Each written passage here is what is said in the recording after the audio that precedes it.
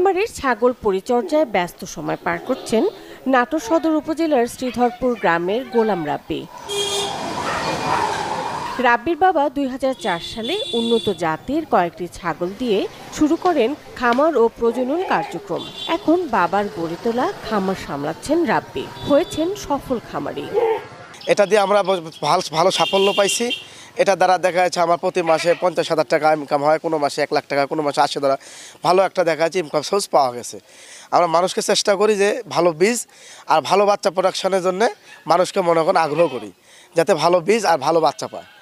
শুধু নাটোর নয়, বিভিন্ন জেলা থেকে প্রতিদিনই কোনো না কোনো খামারি বা উদ্যোক্তা আসেন রাব্বির খামার পরিদর্শন করতে। তার কাছ থেকে পরামর্শ নিয়ে নিজেরাও গড়ে তুলতে চান খামার। যারা এখন যুবক চাকরির পিছনে দৌড়াচ্ছে, বাসায় বসে আছে, তাদেরকে আমি একটা কথা বলতে চাই, চাকরির পিছনে দৌড়ানোর থেকে ২-৪টা এরকম ছাগলের খামার